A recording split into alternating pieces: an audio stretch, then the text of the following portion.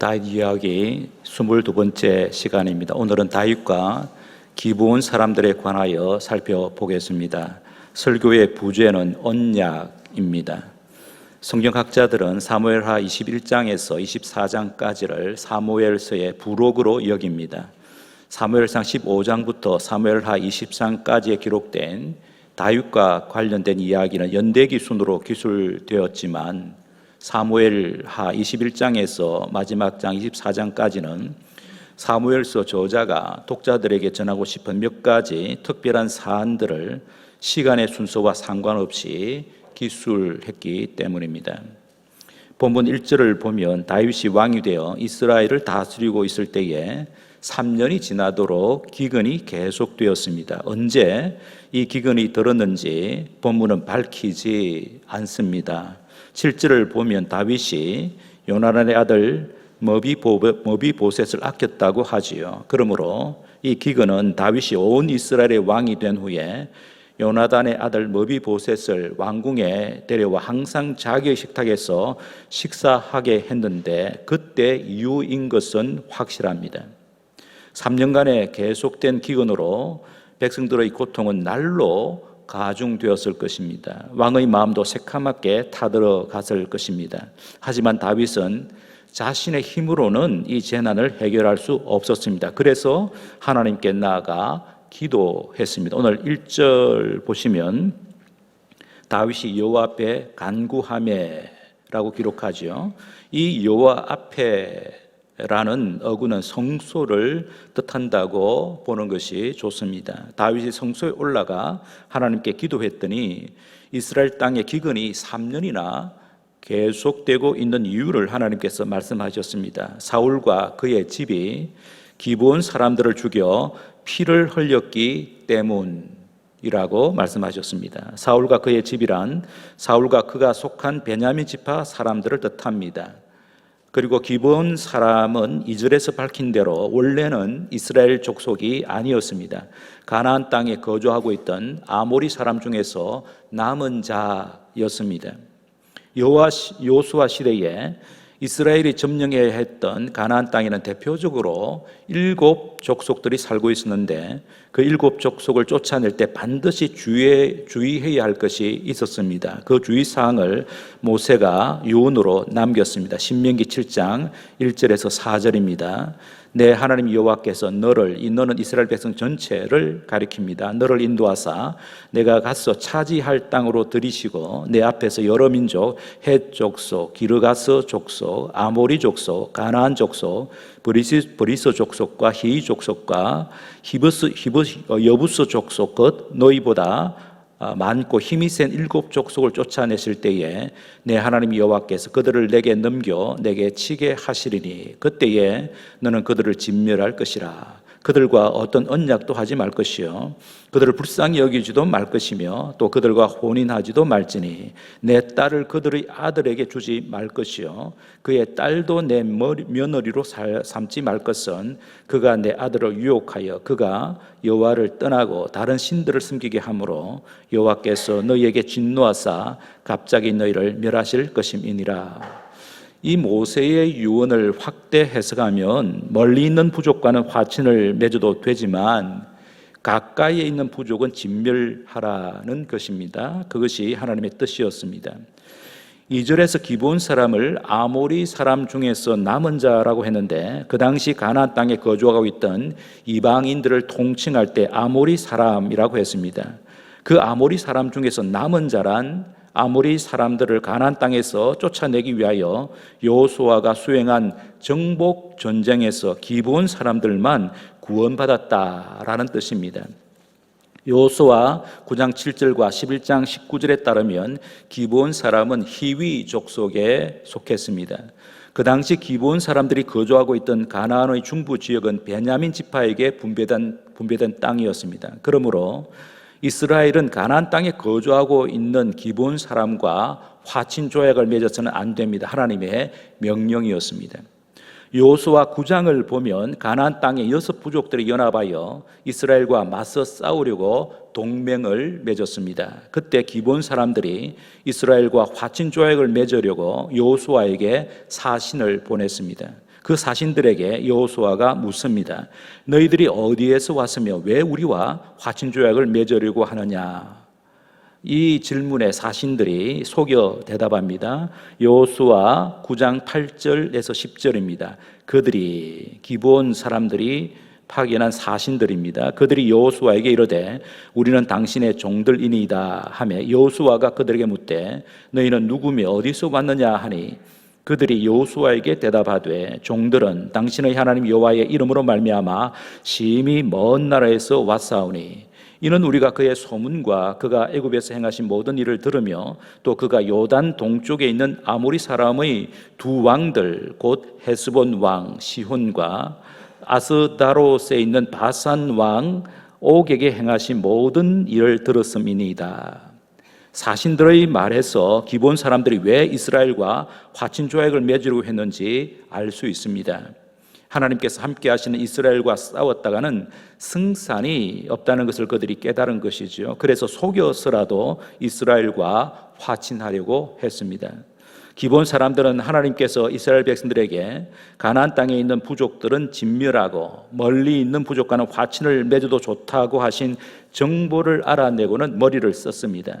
사신들에게 낡은 의복을 입히고 곰팡이가 핀 음식을 들려보내어 멀리서 온 사람들인 것처럼 위장했습니다. 사실은 코앞에 사는 부족이었습니다.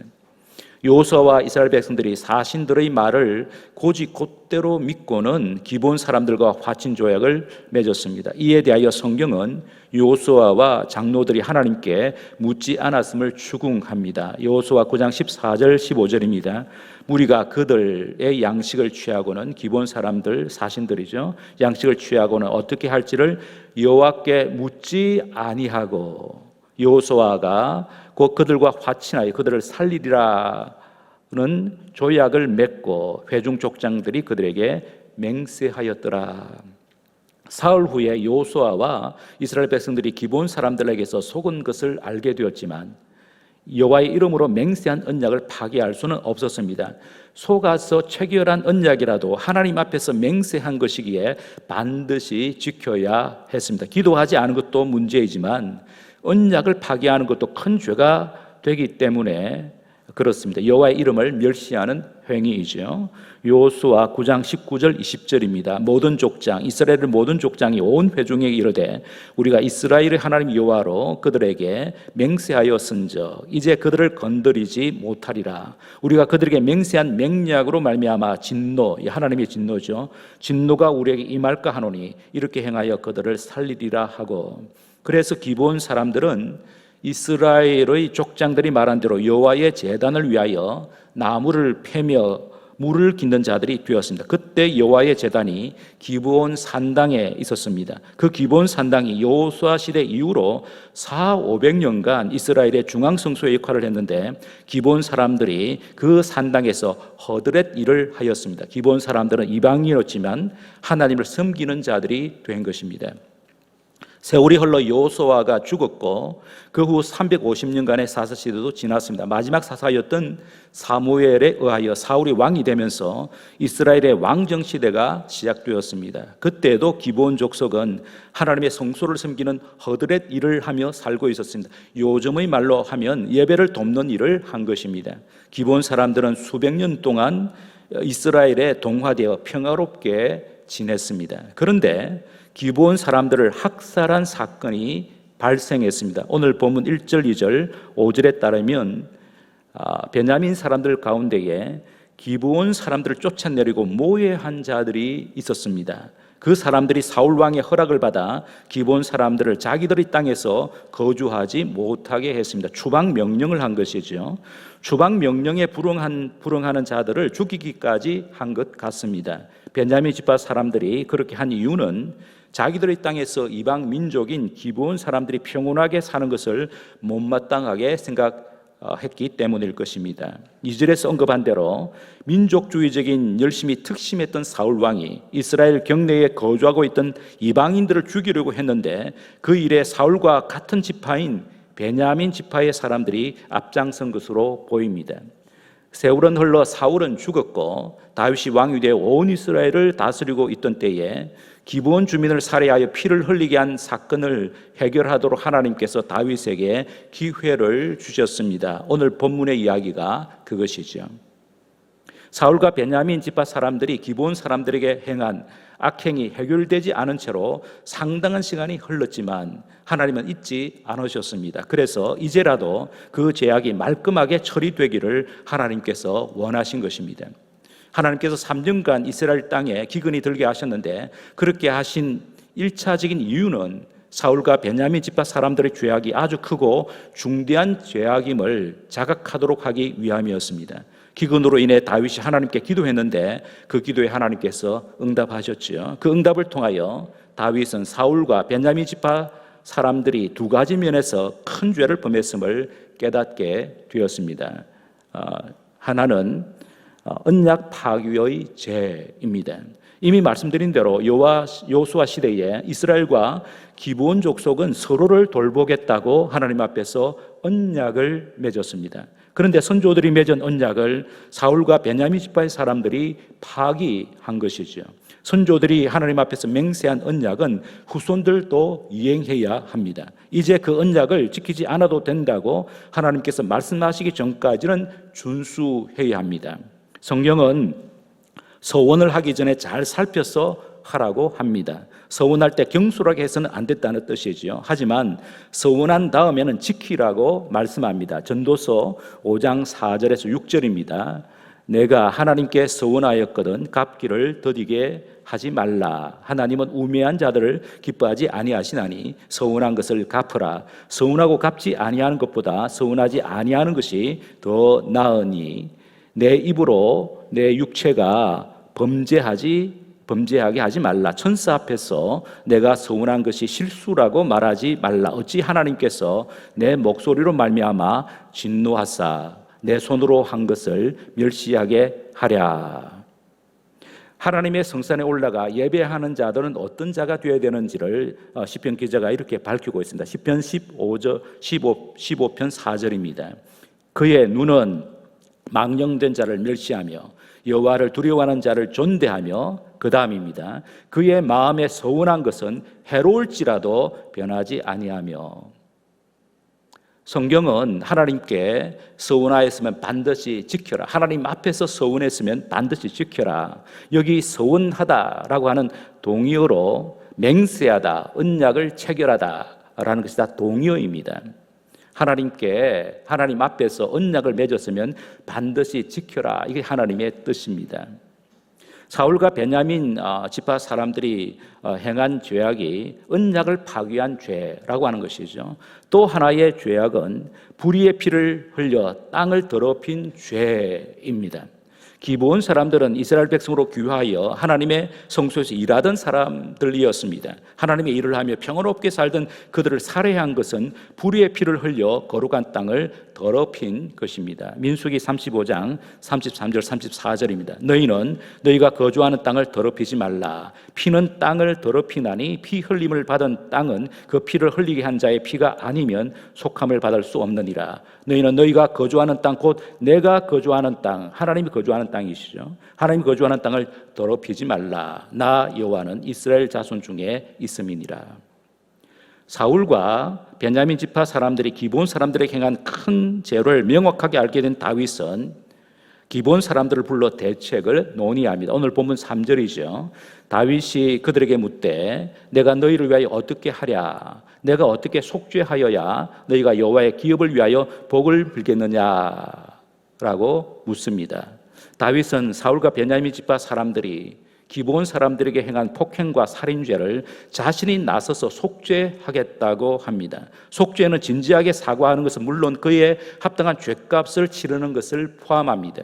올바른 속죄는 죄값을 치른 후에 그 죄를 용서하고 덮는 것이죠. 이것이 성경이 말씀하는 회개요 대속입니다. 그리고 피해자 가족들의 요구에도 부응해야 합니다. 그래서 다윗은 속죄를 위하여 자신이 어떻게 하기를 원하는지 기브온 사람들에게 물었습니다. 그랬더니 자기들을 모욕하고 학살한 사울의 자손 7명을 자기들에게 내어주면 사울의 고을 기브아에서 그들을 여호와 앞에서 목매에 달겠다고 했습니다. 5절 6절입니다. 여기 7은 완전수로서 충분한 수를 뜻한다고 할 수 있습니다. 구약의 율법에 살인죄를 속죄하는 규정이 있습니다. 민수기 35장 30절에서 33절입니다.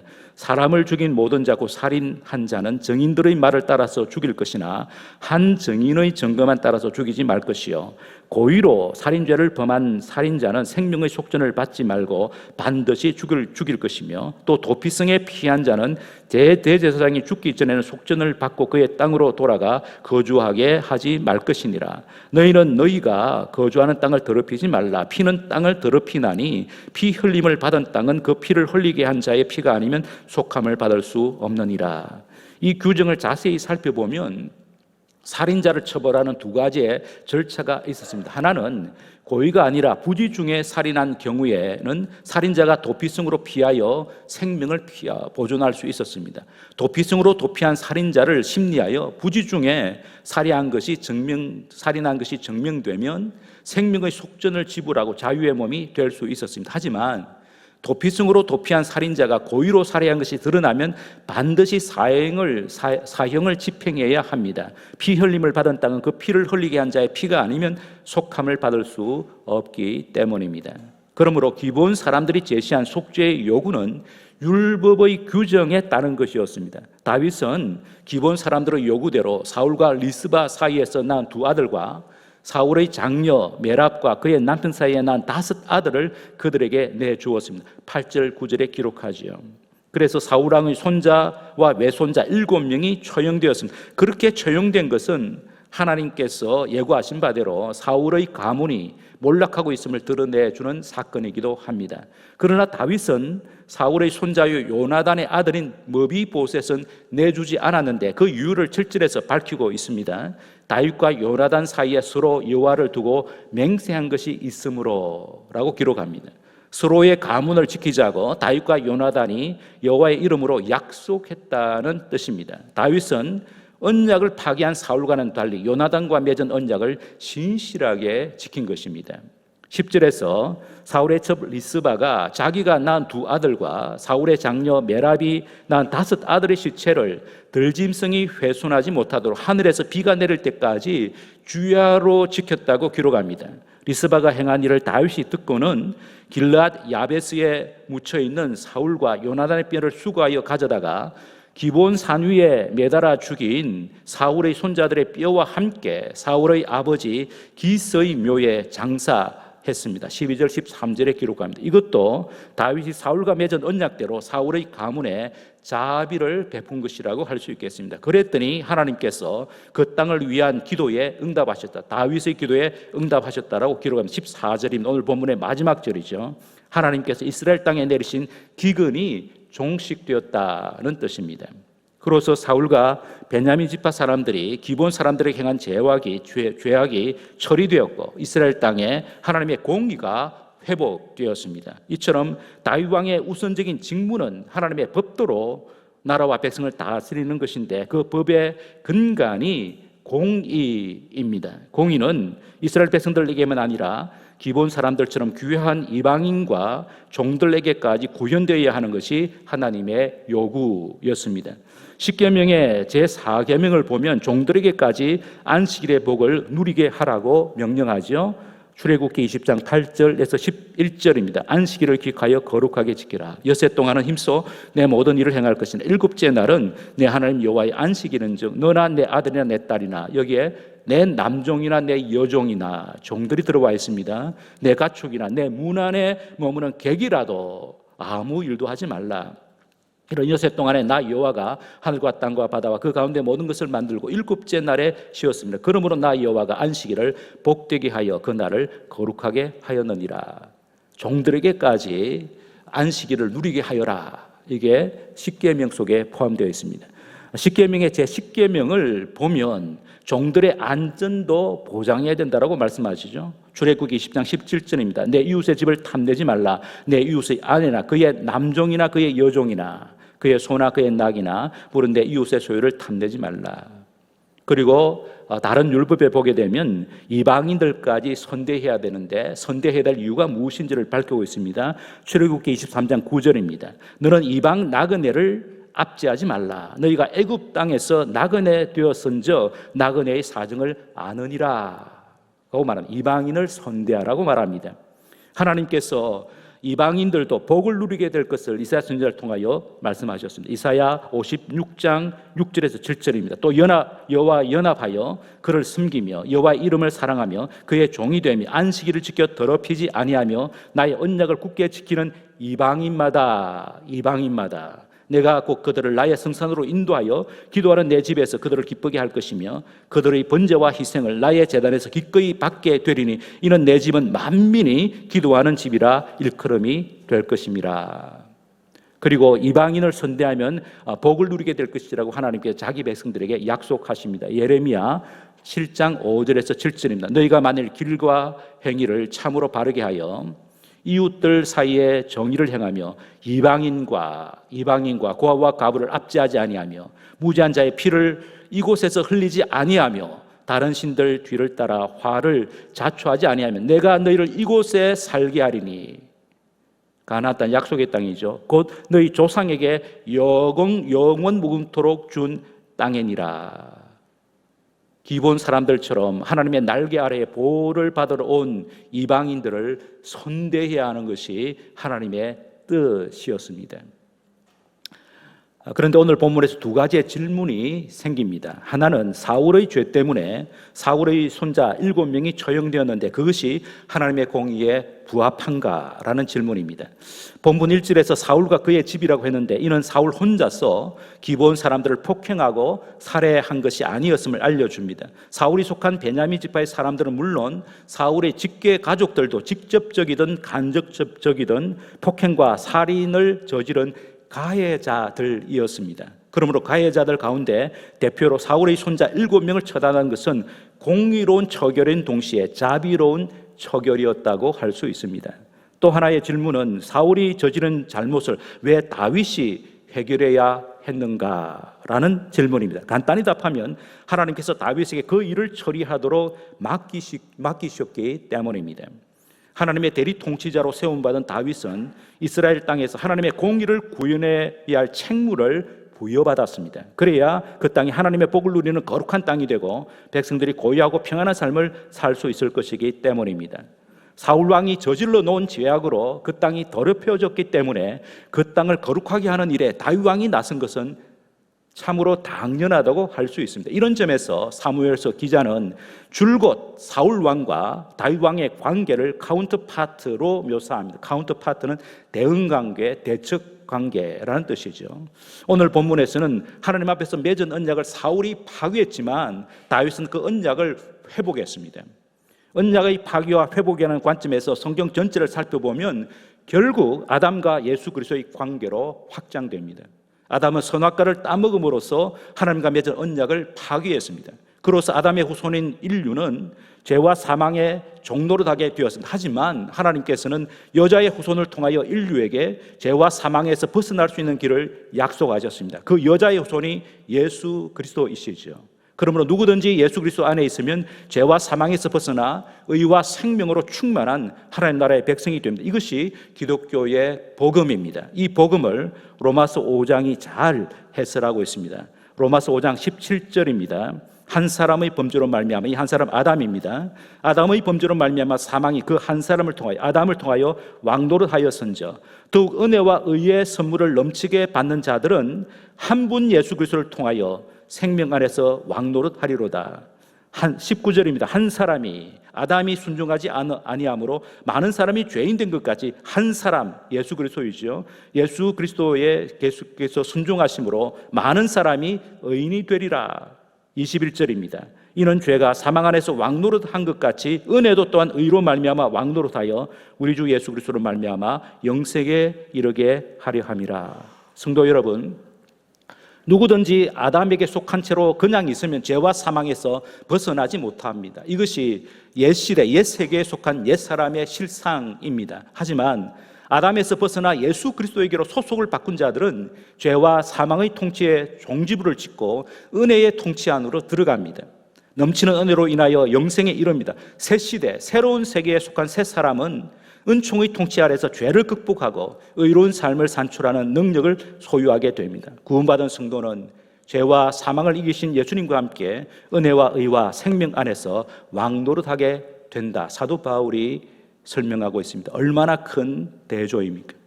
그러므로 아담과 예수 그리스도는 서로 대응 관계에 있는 두 인류의 대표들입니다. 아담은 옛 인류의 대표이며 예수 그리스도는 새 인류의 대표입니다. 아담은 옛 세계의 대표이며 예수 그리스도는 새 세계의 대표입니다. 아담 안에서 죄와 사망으로 절망하던 세계에 예수 그리스도를 말미암은 은총과 생명의 세계가 침입해 들어왔습니다. 그렇게 시작된 은총과 생명의 새로운 세계는 죄와 죽음의 옛 세계를 점령해 가고 있습니다. 이것이 하나님 나라의 발전입니다. 하나님 나라의 역사입니다. 그래서 사도 바울이 크게 외쳤습니다. 고린도후서 5장 17절. 그런즉 누구든지 그리스도 안에 있으면 새로운 피조물이라. 이전 것은 지나갔으니 보라 새 것이 되었도다. 여기 그리스도 안에 있다는 뜻은 예수님을 구주와 주님으로 믿고 영접했다는 뜻입니다. 그러면 왜 우리가 예수님을 구주와 주님으로 믿어야 합니까? 예수님께서 자기 피로써 우리의 모든 죄를 대속하셨기 때문입니다. 이것이 기독교 복음의 핵심입니다. 죄인인 우리가 하나님께 받아야 할 저주를 예수님께서 대신 받으셨는데 그것이 바로 십자가 사건입니다. 예수님께서 십자가에서 피 흘리시고 죽으셨습니다. 피 흘림이 없이는 죄 사함이 없기 때문입니다. 성도 여러분, 예수님께서 우리의 죄값을 단번에 온전히 처리하셨습니다. 인류의 대표인 아담이 하나님과 맺은 언약을 깨뜨렸지만 아담이 깨뜨린 언약을 예수님께서 이행하심으로써 아담의 후손인 우리에게 하나님의 자비가 강같이 흐르게 하셨습니다. 그러므로 예수님께 나아가야 합니다. 예수님께 나아가는 길 외에는 하나님의 진노에서 벗어날 방도가 그 어디에도 없습니다. 예수님만이 길이요 진리요 생명입니다. 예수님만이 우리를 하나님께로 인도하는 유일한 길이요 하나님 아버지를 알게 하는 유일한 진리요 하나님 아버지와 교제하게 하는 유일한 생명입니다. 사도 바울은 로마서 8장에서 예수 그리스도 안에 있는 자들이 누리는 영원한 복, 엄청난 복을 말씀하고 있습니다. 로마서 8장 1절 2절입니다. 그러므로 이제 그리스도 예수 안에 있는 자에게는 결코 정죄함이 없나니 이는 그리스도 예수 안에 있는 생명의 성령의 법이 죄와 사망의 법에서 너를 해방하였습니다. 로마서 8장 31절 32절입니다. 그런즉 이 일에 대하여 우리가 무슨 말하리요? 만일 하나님이 우리를 위하시면 누가 우리를 대적하리요? 자기 아들을 아끼지 아니하시고 우리 모든 사람을 위하여 내주시니가 어찌 그 아들과 함께 모든 것을 우리에게 주시지 아니하겠느냐? 로마서 8장 38절 39절입니다. 내가 확신하노니 사망이나 생명이나 천사들이나 권세자들이나 현재 일이나 장래일이나 능력이나 높음이나 기쁨이나 다른 어떤 피조물이라도 우리를 우리 주 그리스도 예수 안에 있는 하나님의 사랑에서 끊을 수 없으리라. 여기서 우리는 스스로에게 질문하지 않을 수 없습니다. 내가 누구에게 속했는가라는 질문입니다. 여러분은 누구에게 속하셨습니까? 새로운 세계를 여신 그리스도에게 소속된 사람입니까? 아니면 여전히 아담에게 소속된 사람입니까? 이 질문은 모든 인류가 대답해야 할 근본적인 질문입니다. 우리가 누구에게 소속되었느냐에 따라서 그 운명이 완전히 달라지기 때문입니다. 여러분은 예수님만이 유일한 구주와 주님이심을 믿고 계십니까? 예수님을 믿는 우리에게 새 생명을 풍성하게 내려주시는 하나님의 은혜에 감사하고 계십니까? 더 나아가 은혜 받은 자답게 살고 있습니까? 성도와 교회는 은혜 받은 자답게 살아야 합니다. 이 시대에 다윗이 되어야 합니다. 하나님의 공의를 이 땅에 구현해야 합니다. 신약 성경의 표현으로 바꾸면 복음에 합당하게 생활해야 합니다. 풀었으면 성도와 교회는 하나님의 성품을 본받아 거룩하게 살아야 합니다. 사랑을 실천해야 합니다. 이것이 신약 시대를 살아가는 성도와 교회의 존재 목적이요 사명입니다. 예수님께서 성도와 교회의 사명을 말씀하셨죠. 지상대명령입니다. 마태복음 28장 19절 20절입니다. 그러므로 너희는 가서 모든 민족을 제자로 삼아. 모든 민족이 어떤 민족입니까? 죄와 사망 아래에 있는 민족들입니다. 절망 속에 있는 민족들입니다. 그래서 모든 민족을 제자로 삼아 아버지와 아들과 성령의 이름으로 세례를 베풀고 내가 너희에게 분부한 모든 것을 가르쳐 지키게 하라. 볼지어다 내가 세상 끝날까지 너희와 항상 함께 있으리라 하시니라. 사도 바울은 우리가 그리스도 안에서 하나님의 한 가족이 되었다라고 선언합니다. 고린도전서 12장 13절 우리가 유대인이나 헬라인이나 종이나 자유인이나 다 한 성령으로 세례를 받아 한 몸이 되었고 다 한 성령을 마시게 하셨느니라. 하나님의 한 가족이 되었고 함께 성령이 내주하는 사람들이 되었다라고 말씀합니다. 갈라디아서 3장 28절 너희는 유대인이나 헬라인이나 종이나 자유인이나 남자나 여자나 다 그리스도 예수 안에서 하나이니라. 사도 베드로는 성도와 교회의 특권과 책임을 명료하게 말씀했습니다. 베드로전서 2장 9절에서 10절입니다. 그러나 너희는 택하신 족속이요 왕같은 제사장들이요 거룩한 나라요 그의 소유가 된 백성이니 이는 너희를 어두운 데서 불러내어 그의 기이한 빛에 들어가게 하신 이의 아름다운 덕을 선포하게 하려 하심이라. 너희가 전에는 백성이 아니더니 이제는 하나님의 백성이요 전에는 긍휼을 얻지 못하였더니 이제는 긍휼을 얻은 자니라. 성도 여러분, 하나님께서 우리를 왕같은 제사장으로 부르셨습니다. 왕같은 제사장은 하나님의 복을 마음껏 누리는 특권을 받았을 뿐만 아니라 거룩한 책무도 부여받았습니다. 오늘 본문에서 살펴본 대로 그 책무를 다윗이 수행했는데 오늘의 시대에는 우리가 그 책무를 이어받았습니다. 그 책무는 죄와 저주와 사망의 사슬에서 벗어나지 못하고 있는 이 땅의 백성들에게 하나님의 은혜와 복을 전달하는 것입니다. 이것이 신약시대의 성도와 교회가 하나님께 받은 거룩한 책무요 사명입니다. 가정과 교회와 세상에서 하나님의 은혜를 누리고 나누는 축복의 통로가 되시기를 주님의 이름으로 축복합니다. 말씀을 생각하면서 우리가 함께 기도하겠는데 먼저는 감사의 기도를 드리겠습니다. 감사할 기도가 얼마나 많은지 모릅니다. 언약을 파기함으로써 죄와 사망과 저주 아래에 있던 우리들을 구원하시려고 예수님을 보내주신 것 감사해야 되겠죠. 예수님 오셔서 우리가 파기한 언약을 이행하심으로써 의와 생명과 은혜의 세계를 활짝 열어주신 것도 감사해야 하겠습니다. 그 예수님을 구주와 주님으로 믿게 하시고 그 예수님 안에서 의와 생명과 은혜를 누리는 하나님의 백성이 되게 하신 것 두고두고 우리가 감사해야 합니다. 그리고 두 번째는 회개하는 것입니다. 이런 놀라운 은혜를 받았는데 은혜 받은 자답게 살지 못했습니다. 하나님의 언약 백성답게 살지 못했습니다. 거룩하게 살지 못하고 사랑을 실천하지 못했습니다. 가족과 이웃들에게 하나님의 은혜와 복을 나누지 못했습니다. 회개의 기도를 올려야 하겠습니다. 마지막으로 결단과 헌신의 기도를 올려야 하겠습니다. 하나님의 언약 백성답게 살겠습니다. 언약을 준수하며 살겠습니다. 가족과 이웃들에게 받은 은혜를 나누며 살겠습니다. 특별히 불신 가족들과 이웃들에게 죄와 사망에서 벗어나 은혜와 생명의 세계 안으로 들어오도록 말과 삶으로 복음을 전하겠습니다. 감사와 회개와 결단의 기도를 함께 올려드리기를 바랍니다. 함께 기도하겠습니다.